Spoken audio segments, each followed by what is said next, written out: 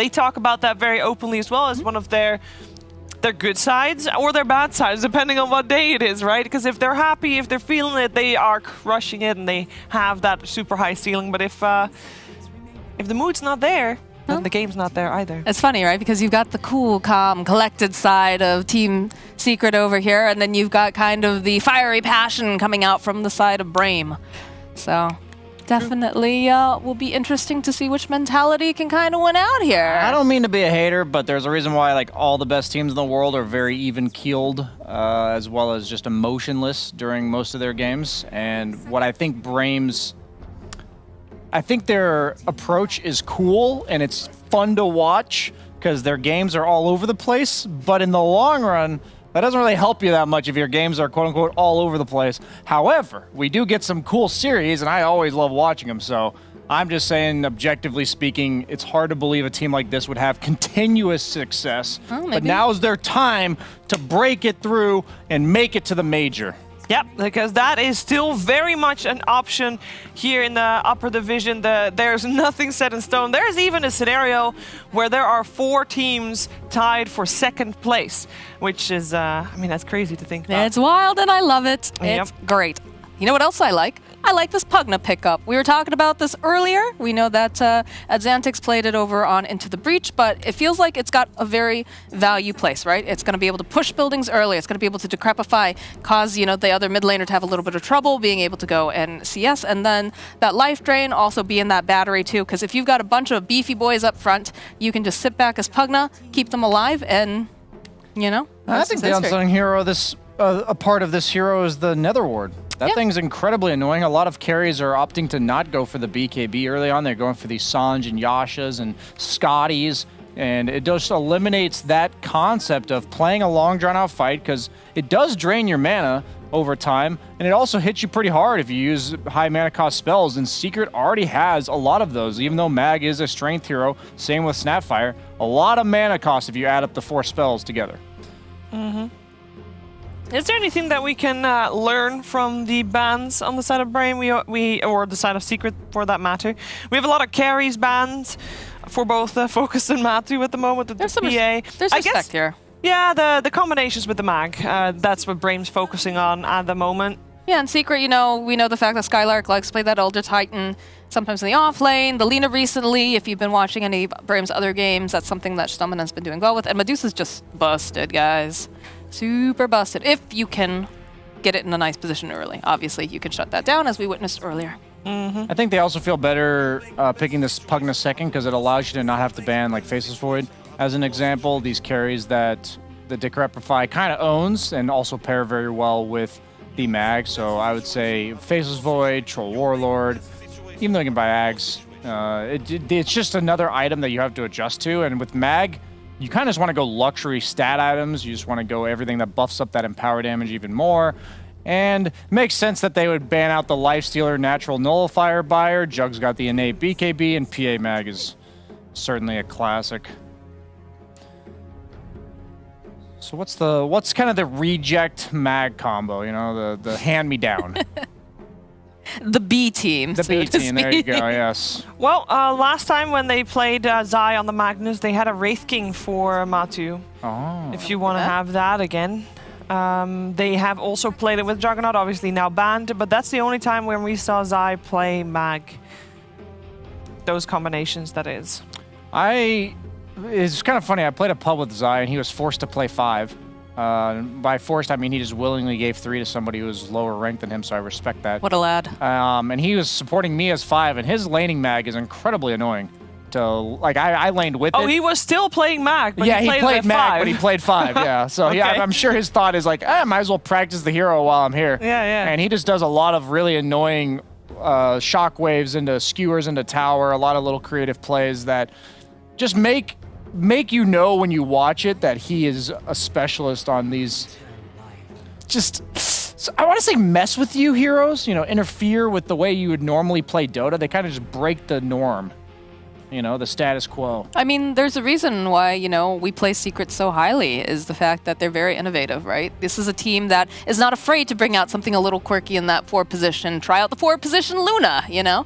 And I feel like the best teams are the ones that innovate and create these opportunities. Still not sold, I'm sorry, ads, I'm not sold on that Dark Seer in the mid lane, but, you know, this is... It did win, though. It did win, yeah, you know?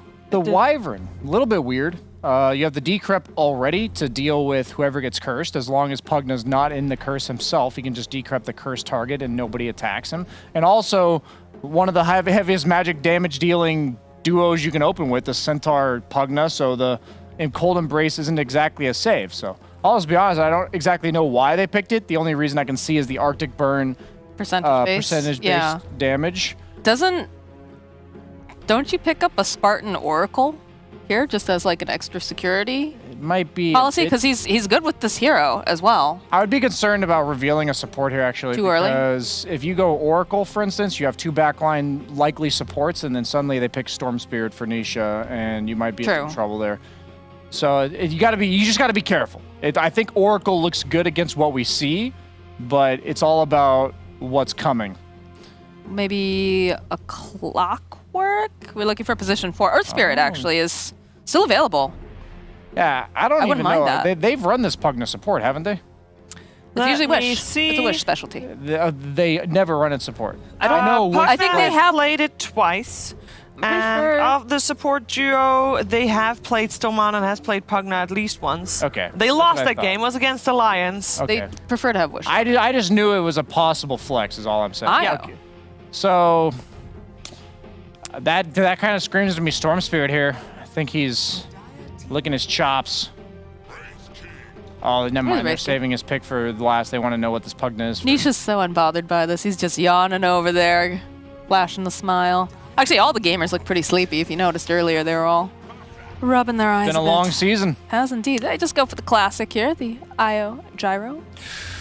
Maybe they had studied them so much to the point that they figured they would go an IO combo here, and that's why they picked the Wyvern, almost is like possible. preemptive way to deal with it and dare you to pick it, but they still go for it.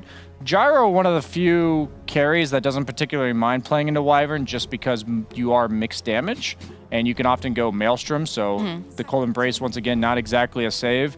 And you don't completely murder the IO if you get cursed. It usually requires 1 or so other The heroes. Pugna, too. Yep. Keep in mind, that's going to be very important with the positioning because an IO needs to be tied to his gyrocopter the entire time, but a Pugna can sit back and throw out that life drain or life, whatever you want to call it when he's giving it. Is there an official name for that? The life, it has to rhyme with drain. Let me think about Life gain? it. Life gain, there you Life go. gain. Perfect. But there's That's already perfect. life. I mean, I guess life gainer is because life stealer used to steal life, but now he's life rain. gainer. Life Life rain. rain? You rain it upon them. You rain them with life. Life giver. Not I know it doesn't rhyme, but it is. Yeah. I'm looking at the keyboard over here. Life. We got the Razor Band as well. The Brame team has actually played the IO Gyro Centaur before. They did do that with the TA from Wish there as well, but they won it. It was against. It was a game they won against Team Liquid earlier in the season. I mean, I still wouldn't mind the TA here because that's, you know, we've had Yeah, it seems Dominant like on the- Invoker's thinking that. Invoker Team Secret is thinking that too because they banned Invoker. Right. And like that's one thing that I will say the position 4 in Brame does very well is positioning. Because you know Spartan's going to be tied to the hip here, which is a little scary considering how aggressive Spartan gets often. But you know, when you have that extra backup, when you have these kind of not necessarily saves, but you know, just having those heals tossed into the mix could be potentially good. I imagine that Pugna wants to be a utility backliner, so I would really like them to rotate it to 4, personally, but they might just opt to have a hero that goes in first. They don't really have that yet for the first 15 minutes. Centaur, yes, once it gets a blink, will be your primary initiator, but until then, who does stuff? Like, yes, you have heroes that are capable of running at you, low cooldown, high tempo, doesn't need very much to come online, but there you go. That's the hero that's going to get the ball rolling, start the fights. Obvious setup for relocate as well, which is really important when it comes to ease of execution. The problem is they gave him TA. Do you rotate this?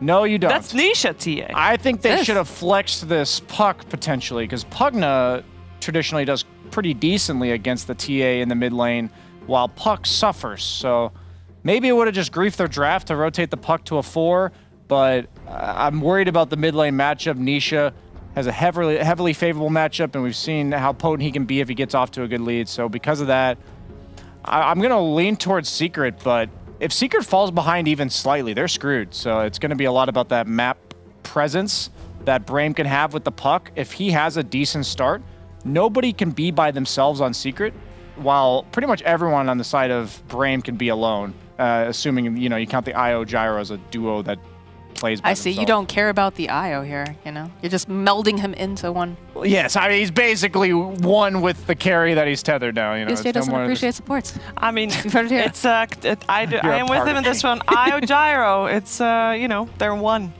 They make themselves 1 + 1 is 3. That's them. But they are the 3. Where am I? I don't know.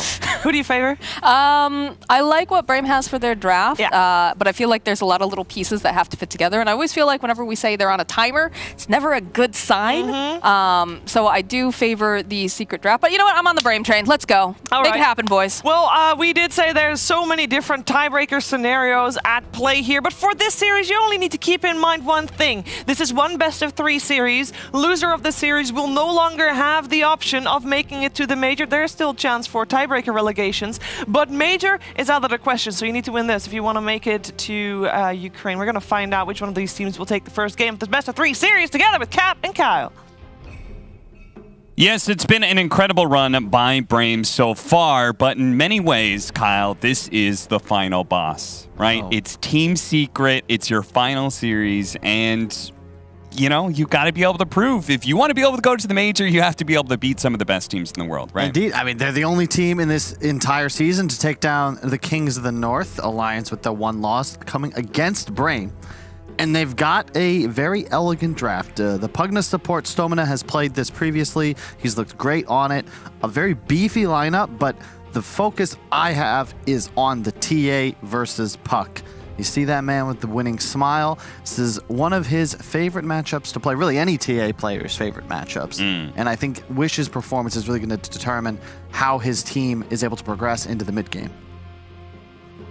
Brame currently inside of the game are spamming Team Secret lines, showing that they are a big fan of their opponents. Now, for those of you guys who are tuning in and maybe haven't watched the full of the DPC and are just looking at this matchup and you're saying, okay, this is going to be a total smash. Team Secret's going to wipe the floor with them. It's going to be easy 2-0. You might be right, but to give you context about the recent matches for Brame, they're currently 3-3.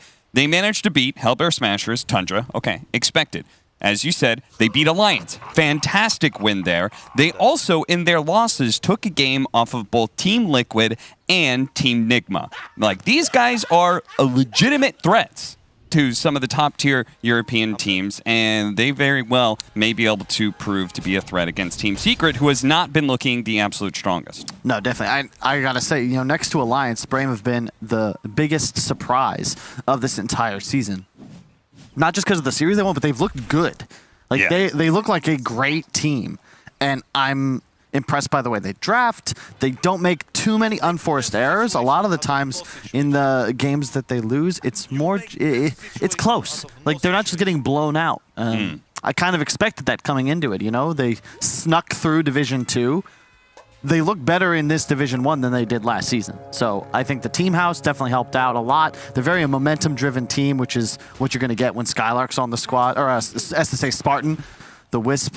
I mean, Skylark too, right? I feel like he's an offlaner who definitely excels. It's why his ET, I would say, looks so good, is because it is very much a momentum-based offlaner that can take over the game if it has a good start.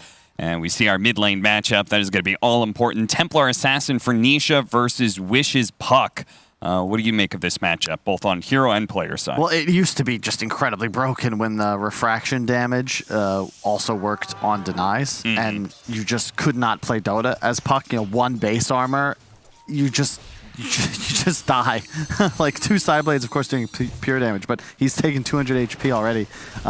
It really comes down to this first wave. You want to double it up if you can as Puck. That's why he's going to drag that into the tower. This is really well done. You want to get level 2 and then try to pressure TA with a creep wave advantage, as he's going to look to do now. Let's see what Wish can accomplish here. Now, is part of the reason that you looked at them initially and thought they were just going to get run over, do you feel like that as a team they didn't look very strong in the lower division, or is it more about their individual players, that you feel like player to player they're just sort of outmatched? A bit of both, really. I think that their drafting was a bit rudimentary. They were just first picking Wisp Gyro in a bunch of games, and, you know, I love Spartan, but his style of play and leadership is kind of a dying art nowadays. The pop-off is not really what you look at and see from the top-tier competitors. It's all about that calm, like, stone-faced composure, if you look across the scene, right? Gaze into China, you look at Kuro, you look at Fly. Like, all these captains are just chill, and Spartan is anything but they've definitely grown as a team. I think mostly due to their living together, their practice. You put in the hours. Yeah, I mean, Matamba Man, taking a bit of damage here. I like that you reference Kuro in that, right? He's the person who has had the most TI Grand Finals appearances, right? And what did that term from? What was it, TI9? He's like, guys, you have the calmest mother friend in the building, in the game, in the world. Yeah, something like that. It's like, yeah, Kuro, that is exactly him to a T. That's why I think you'll notice that every TI time it seems like it's the same cast of characters that are making deep runs. It is really difficult to play Dota, because all these guys, you know, you've got thousands and thousands of games of Dota. Yeah. It's just that there's this select 20 or so that the risk-reward factor, it's like, you know, 20 games for $40 million. Whereas most of your life, you're just playing for fun, whatever, but if you can play just like it's a regular day and know that there's 7 figures on the line for this series, that's what can make you a champion. Wish. Getting nailed by side blades, but he is doing a pretty decent job keeping up in CS. As you said, the matchup is better than it used to be, and maybe the best it's ever been since now Water Runes help you kind of keep yourself sustained. Yeah, that was a big issue back in the day. If you couldn't get the bottle up early and get a lucky rune, you were in huge trouble, but so much regen, you can effectively spam Q every wave, guarantee the archer for you. But yeah, so far relatively chill laning phase. Up top, I don't think this lane of Secret really wins, but they have really nice kill threat. You know, a cookie forward into a skewer back. Spartan's gonna have to be a little cautious. And that is not his MO. Not his MO whatsoever. It's Spartan being known to be very aggressive in his positioning. And we'll see how that does for his IO combination with Gyrocopter here. Zapser is going to look to make sure that the pull is interrupted in some way. Spartan still managed to get it off, though. So hard to interrupt the easy camp pull nowadays. If you get one of the range camps like these Knolls. Oh, but dude, that Snapfire little shredder, it's just so much damage. Wisp going to -3 armor. They're tanking all the shots. I mean, like, Nisha is winning mid, but all the side lanes are doing very well. Skylark 19-2 against Matamba Man's 18-2, so they're definitely securing the Centaur a good lane. Gyrocopter's farming well. I think you're okay with that, though, if you're Secret. You know, realistically, Brame don't get Ancients, like, ever, until the Gyro is huge, right? Whereas Secret, you can start taking them as a TA the moment you have maxed out Refraction, plus they have the Empower Wraith King combination and a Wyvern to provide that ultimate BKB piercing team fight. So the single core of Brame is going to be tough. You know, we've talked a lot in the green room. A lot Fogged and BSJ both theorized Gyrocopter is not viable unless you have a bunch of heals. You've got that, but he's a lot of your damage output as well. So what? You look at these stacks, man. This is what was that golem? Wait, what? For some reason, he just went back to his home. He didn't want to get pulled. Not today. Oh, was that a nighttime bug, maybe? It might have been. He went back to sleep? Or like walked over to go to sleep? I don't know. You remember when the daytime-nighttime shift was not linked to the minute? And how much of a pain that was? Yeah. It'd be like 40 minutes in, and it's like an extra 30 seconds you have to wait. It was something like it would add on, right? No, it wasn't even a nighttime thing. It just That's weird. He de-aggroed for some very odd reason. A small indie company. But yeah, for some reason, it just got worse and worse and worse, right? Yeah. It was like 20 minutes, it was like off by 5 seconds, but by the time you got like 50 minutes in, it'd be like 30, 40 seconds off of nighttime for some reason. And Night Stalker was not viable. As we've got, I believe, a slight pause. We should be underway shortly. But yeah, I really like the Secret's scaling. I think Brame are going to have to hit a tempo and then just on-map 24/7, because realistically with a Wisp, with a Pugna, with a Pug, like these heroes should never need to go back to base. And you are going to have to deny Secret their triangle. Otherwise, they're just going to farm everything with their TA Wraith King, and eventually you're going to get hit with an AoE spell combo and you're going to lose the game. So that is going to be one of the first, like, okay, the laning phase, go all fine, well and good, but one of the first moves of Brame is going to be whether or not they contest the TA stacks. As Secret does manage to find the first blood off a rotation from Yapzor. They catch Skylark Centaur farming and get the first blood. I like that. This is the benefit of Zai always going for this Q build. So What? Wait. The Skeletons aggroed off of the hero death. What's going on? And that was the closest thing they saw because they have a ward up there on the cliff. So they could see the neutrals. So naturally, the Skeletons said that was the closest thing. Oh, he jukes the blast? I think Yapzor's probably still dead. But he Gets the gold. 28 gold for the ward. Efficiency, baby. Oh, skewer back. Almost getting the kill first. Zai, is he actually going to live? Oh, no way. That's insane. You make best situation out of I'm nothing. gonna Puppy's voice all game. So yeah, that's the thing. When Zai goes this Q build, see, he was level 5 when Yapzor rotated, so he's fine by himself. I didn't expect him to be that fine, but gotta be happy, and I think it's a dead Pugna. Yeah, he's still dead. Wow, 2-shot. That TA trap lasting so long, and Nisha's done this a couple times now, taking the opposing easy camp away from the puck. Yep. Also a big fan of the early Blightstone. I see a lot of TAs not grabbing it immediately. It's more valuable than the Wraith Band, especially against all these low armor heroes. So glad to see him grab that early on. And already point meld. Might be a blink rush. Typically when we see early points meld, it's for blink purposes. Are you a bit surprised by that? No. Thought maybe they would just go more, just focus on farming on this TA.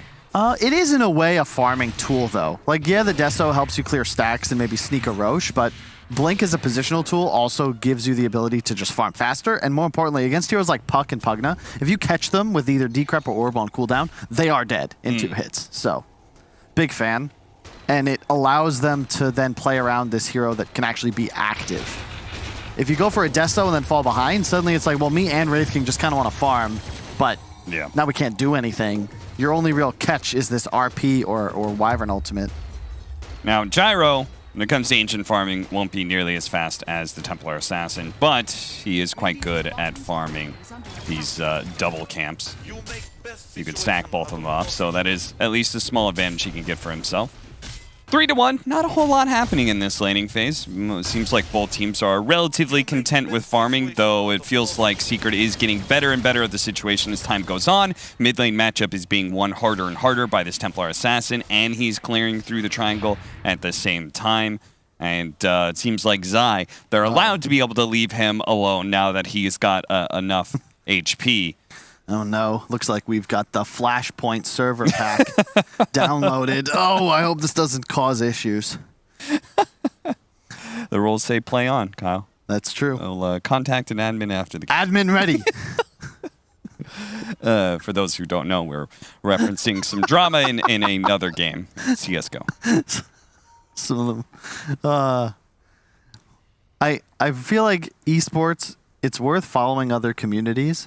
Not because you care about the competitive results, but just for the drama and then the memes that are created from that drama. Yes, absolutely. The G comes out, so we will be underway. Oh, the RP skewer back into 2. The TP in from Matumba Man. See if they actually have enough damage to be able to bring down Spartan here. They're going to go for it. Need a couple hits. I'm sure they've got it. Focus is still in a bit of trouble here. He's going to go for a TP out before the next stun is available. Nice. You like how Matu was the one who unpaused? Immediately he's TPing in. Yeah. Got him. You may have paused the game, but Puppy comes up with a better strategy. Already a 2K Goldie for Secret. A lot of that is just Nisha, who is absolutely enormous. Found him. Hit the stomp, too. Nicely played by Skylark there. Now, Puppy's going to delay his death for a bit and get off at least one spell. But very important to be able to hunt the Winter Wyvern behind his tower. Don't let him just stay there and be throwing out nukes constantly.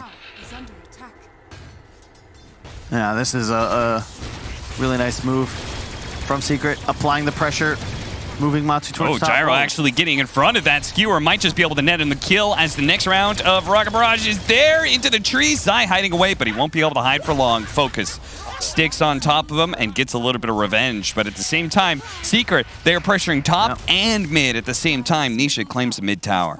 That's Zai's happy with that. You know, he gets a free teleport. That's some gold in the bank. In addition, RP's on cooldown. He got the Empower off before death. So you apply that pressure, it means there's no hope of defending mid, the more valuable tower against the TA. Have we seen this Gyro build before? The skipping ultimate. He's level 7 with no ult. Yeah. I mean, I've seen so many gyrocopters use it even just For to farming. be able to farm. Yeah. I think it's a more efficient mana usage. I'm dead. Is he going more? Is he going stats, or more levels No in his stats. abilities? He says extra point in Q and an extra point flak, depending on your... Yeah, but it's 125 for the ulti in terms of mana cost for 350 damage if you hit all the missiles, whereas the extra... Yeah, so a point nil, what is it? Q is 10, 220. I mean, on a mana per damage basis, it's better to have the ult, but you could argue that you're using Q anyway, only, so it's more mana efficient to have better Q. I don't know. We'll run the math. I'm sure. Yeah, I'm sure it would be more mana efficient just to use Rocket Barrage if you could go without the ultimate. But Yeah, we'll see. I mean, like Brian was saying, the Maelstrom will be the itemization. and this is a bit of a problem when you have a lineup that naturally wants to pressure the enemy team, but immediately after the laning phase is done, you're the one who's being pressured for all your towers because of Wraith King, because of the move that they made mid lane. Like, this is already setting off to a very bad start for Brame. And the big thing is that you can't do Ancients. And this new Ancients one, it's just so beneficial nowadays because the mid player, he's almost always running back to grab his rune every few minutes, so it's very time efficient to be stacking Ancients as well. I'm going to say something controversial here, Kyle. What's that? I think they need to bring the Prowler back. Or something like it. My reasoning being is that I feel like doing Ancient stacks is too easy. I would agree if it weren't that the heroes that I think best abuse it, notably Medusa and TA, don't care about the Prowler. Yes, I will agree with that. But I'm just saying Ancients need to be able to have some sort of offensive threat. Like stacking them up to a billion range and then having, some of these heroes just battle for your heroes, clear through them, or, these troll TAs, Medusas, clearing them from a distance and stuff. Don't like it. Huh. Okay, so 9 in 108 games. So, 1 out of 12 gyros decides to skip ulti at level 7. Will it pay off? We shall find out. But yeah, I can see your point. Because right now it just feels like this whole gold advantage on the TA, yeah, he's got a lot more CS at 30 or so, but it's really just the ancient camp. And my concern is that it's basically just farm that cannot be taken by your allies. And in terms of gold on the map, especially if you have some sort of AoE, it is the most efficient damage per gold. Like your damage farming Ancients is going to render you more gold than I believe anything other than level 30 plus catapult creep waves. Okay. Yeah. I will say that I feel minute bad. Minute 30 plus. Sorry. 30 plus. Okay. Yeah. I was about to say level 30. Yeah, what? no, it's because of the extra creep. It's something I wanted to do for a while, is like actually sit down and do the math on, when do creep waves start to become like more OP because the extra creep that gets added every once in a while. And then there's, I think, when's the double archer start? Is it 40? I can't remember. It gets updated every once in a while, but main point is then creep it becomes waves. super efficient to farm creep waves. Yeah. Yeah, that's why I think a lot of the mid heroes nowadays with the bots early, it's just it's better than a Midas because later in the game you're just able to get those extra waves. You're always on map. Right. Although the thing about it is you don't get the benefit of the extra TPs that you get when you die. Didn't think about that. Yeah. But what if every time you died, because you have bots, you reinvested it? It's like a dividend. What if you just got 50 gold back? I think that's fair. That's kind of fair, right? Then again, we don't really need to buff bots too much. I always feel really bad whenever I'm playing a game and I look at my lineup because I play 4-position off lane, so most of the time I'm in the position to be able to stack. And if I look at my team and I don't see a hero that farms ancients, I feel terrible. Yeah. So what am I doing here? Like what? Yeah. Like, I have to make moves, offensive moves, to kill heroes because the normal option of stacking the hard camp and the ancient camp at the same time is not efficient because I should only stack the hard camp right now because no one can farm an ancient stack. Yeah, look at that. The gold advantage is about 1,000. It is legit from neutrals. Yep. So mostly just because you're farming ancients and Gyro isn't. So we have the unpause. Hopefully Brame's ping stabilizes. Okay, so Kyle, if farming ancients is so efficient and it's why Secret is up in net worth right now, why aren't we seeing more Templar Assassin, who's one of the most prominent ancient Give it some farmers? time. We will. Okay. It's been nerfed enough that people, I think, forgot about it a bit. It was somewhat solved, but it's coming back in a big way. And I actually like what Nisha had queued up. The Deso first into Dragonlance. Actually going to skip the Blink. Okay. And you can make arguments, like I was explaining why Blink could be nice. In this case, they're just going to play a more slower-paced game. But Dragonlance is really nice as a TA after all the changes, specifically the talent, giving you that extra Psyblade range at level 10. You're hitting like a normal ranged hero. So you don't really need the Blink for optimum positioning.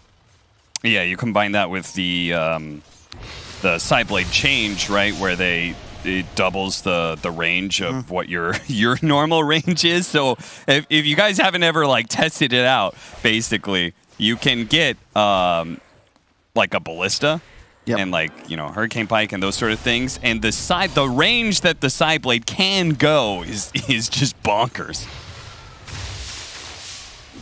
Let's see. I mean, Brame. Oh, hang on. We have a reload coming top. They're just in. They get the D ward. Yeah, they are really so in here pretty deep.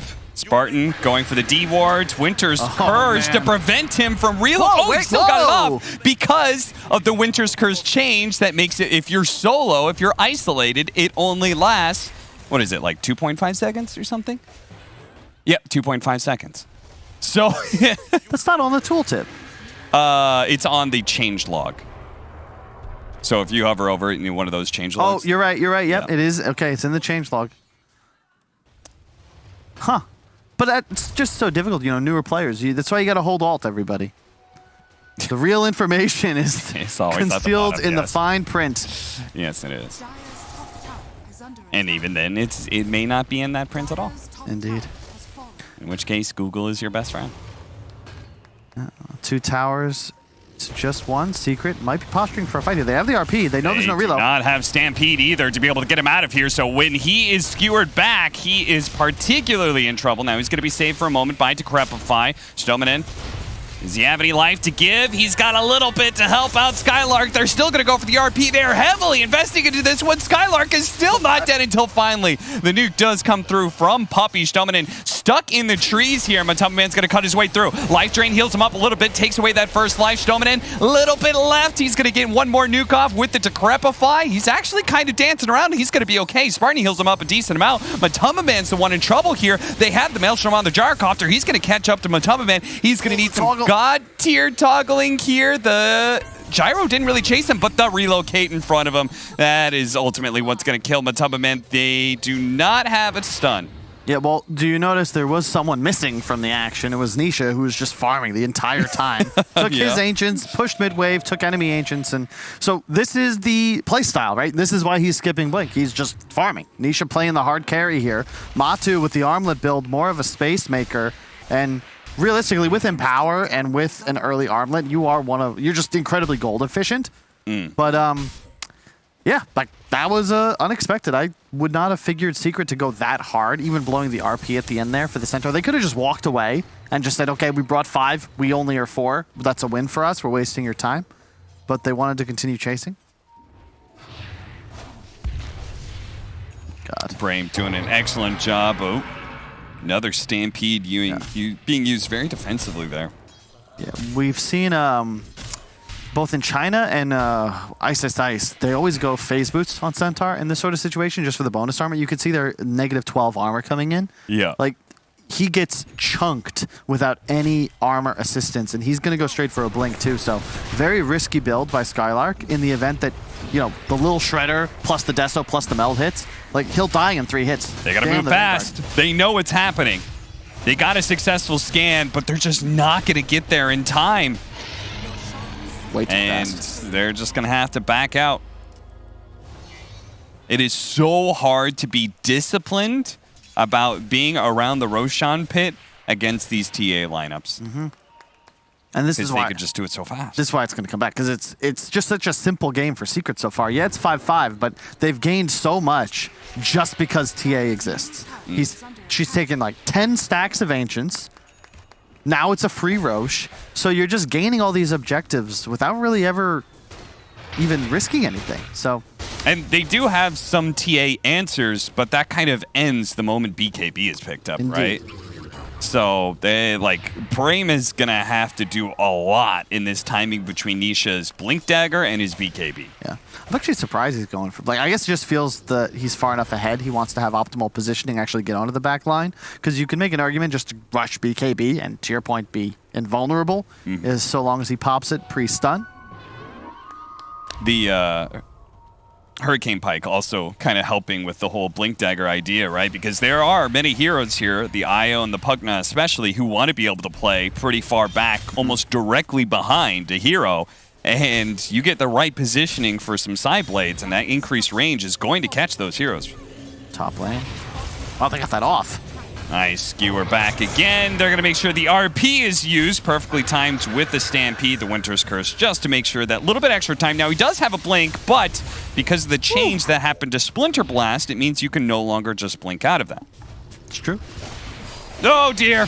Spartan getting caught by the coil. Oh, the final blob coming in. Nisha actually is the one to bring him down, but he still has an Aegis, so they can't even heavily commit for this one. They might just be able to burn it out. No, they have nothing left, actually. The orb has already been used. Nisha's just going to walk away with 3 more minutes left on his Aegis. Surprised he broke the coil there. I felt like he could have just potentially turned around and man-fought the gyrocopter. That was a fight that Focus was not going to win. He'll have his Ags complete in just 900 gold, but really feels like Secret so far have the number, like, 2 kills, their gold advantage has gone up by near 4K, mostly just because they're out-efficiencing the map. Another Ancient stat coming out from Puppy. What are the numbers on that? That's got to be like 6 or 7 at least that the team has got for Nisha so far. 7 alone just by Puppy. Yeah. 14, I think at least 8 or 9 of those are Ancients. Yeah. It's just, like, that's the gold advantage that Secret have in their pocket. Let's see. Halberd's going to be huge, though. Yeah. Yeah, they need Halberd, and then when they have the Aghanim Scepter on Gyrocopter, they can burn through refraction charges very quickly, right? Between Rocket Barrage, his Aghanims, and then the Maelstrom as well. Like, there's so many instances of damage that are coming out. It becomes a really fun way to watch fights, because Brame, it's going to be keep Gyrocopter alive, and he runs forward and tries to kill everybody. And it's a question of whether or not Secret can deal enough damage. And right now, I'd say they certainly have plenty. I like the blink on Matu. He doesn't really need to be greedy in this game because he has a TA, he has armor, he has Empower. So he's online. In many ways, Nisha is the true carry of this game, right? Maybe we go super late game. Matu has to kind of take over that role a bit more, but... Oh yeah, this is my favorite build too. Just Armlet AC. All in minus armor. Oh relocating out. Is he gonna? Oh no, it's just too slow. It's a level 1 relocate, so it took forever. And now Spartan is very likely to die as well. Skylark's gonna try and position himself, but of course Secret are going to be aware of this and try and get. Oh yeah, he just gets 1 shot and the Winter's Curse to be able to stop him. They skewer him on back, and 1 kill turns to 2 into a 3rd. Secret beginning to assert total control over the map now. This is such a hard game. Because you're playing without vision advantage. There's TA traps everywhere. Look at the wards Puppy's just placed as well. These are beautiful. The one up top is also fresh. Like, it's just, they see everything. And they've now got double blinks on 2 huge cores. Zai also with the blink, of course. And It's just too much damage. Way too much physical damage. It bothers me that Templar Assassin is able to farm with traps. Zai in deep here. Stominen able to protect himself thanks to the Decrepify, and they're going to try and chase after, but man, it's just so hard to find Nisha on the other side of things. They are trying to catch up to Puppey, but Matumbaman's going for the execution onto Smart, and the Stampede is going to get him out of there. They're still focusing on this Templar Assassin. 5 more seconds. Oh no, they burned through the Aegis, and Nisha's still able to get the kill onto Focus. This is a lost fight for Brame. This is the secret we kind of expected to see coming into the season. Really not the greatest performance from them, sitting at 3-3, but Brame don't know if they've really done too much wrong. They're just getting beat by, like, Secret's winning the way we expected to see them win this season. You know, they 7-0'd in Season 1, and they've just kind of come out the gate swinging here. Nothing really crazy, very methodical, almost mechanic victory. Yeah. Nice skewer back. Flashiest moves probably coming from Zai as he continues to get all of these skewers back. Yeah. We're behind schedule. That Division 2 game went late. We had some pauses, so Secret just doing what they can to get us back on schedule. Yeah. Very kind. Very kind indeed. If you could go back and change anything about Brame's lineup, like is there anything that really stands out to you that is a potential weak point that you felt Secret exploited? Because they felt like they just didn't even have... I mean, they had that good fight in the top lane, and it still felt like Brame just didn't have much of a hope. Nisha was just farming so fast. Maybe the puck. RP onto 2 with Matumbaman jumping on in, but it is still an IO gyrocopter, and they certainly have a decent amount of sustain until Nisha comes in. Nisha, fortunately, that meld strike is going to be dodged out by the Decrepify. Brame reluctant to go back in, though. Even with the vision advantage, they're not going to take it. I mean, this is one of the ways I've seen Puck beaten in Asia, China and SEA, where you just grab this TA. He can't really gank bottom. Wraith King, one of the better matchups against Puck as well. Oh, you want to coil me? Well, I'm respawning. Like, you're going to blow all of your spells on a hero that has a built-in Aegis. Oh, love this. The Ags and the Shard, the Wagamama special. So Shard, really cool, especially against a Wisp, because you can silence the reload, and now he's coming Where's in. the Arkosh line? He's already dead. If they don't have the voice back, do they? No, they should. 3 dead from Brame. What do you do? It is looking Now, very hopeless. As a note, the reason this build works for the viewers at home is because the Secret are so far ahead. Ags Shard TA is not necessarily what you should buy every single game, but when it's effectively just extra gold, you'd still be ahead even without these items. It makes you unstoppable. And when you're playing against a draft that has Wisp Gyro, this global teleport is just honestly imbalanced. And yeah, I mean, the map is completely closed out at this point. They tried to split push the other side of the map. They're like, okay, Secret's bottom, and then all of a sudden, boom, Nisha's there. now they see, oh my god. Yeah. It was 5-5, remember? Relatively even game. 11 straight kills, and that gold graph moving up. Not quite as fast as other graphs that I've looked at this past year, but pretty fast. Pretty rapid acceleration. Highest amount of net worth at 22 minutes on any hero. Wow. This DPC region. I'm sure you'd probably be putting up a pretty good fight against all the other regions and last season as well. I mean, this is an insanely farmed TA. It's one of the better heroes as well. It's considering the position Secret's in, right? They had a rough season, but they'd like to go to the major. They don't want to drop to Division 2 potentially in the event Tundra were to win. They lose a tiebreaker if they drop this series. And heroes like TA, I think TA, Alchemist, Medusa specifically, probably the best for better teams to play with, because ultimately you just farm. And Brame, to win this game, would have had to play incredibly well, deny these Ancients way earlier, find kills, and just straight up outplay Secret for the first 15-20 minutes of the game if they wanted to take a W. Otherwise, you know, the Ancient stacks are going to happen. The Roche is going to happen, and then one fight, and the game's blown open.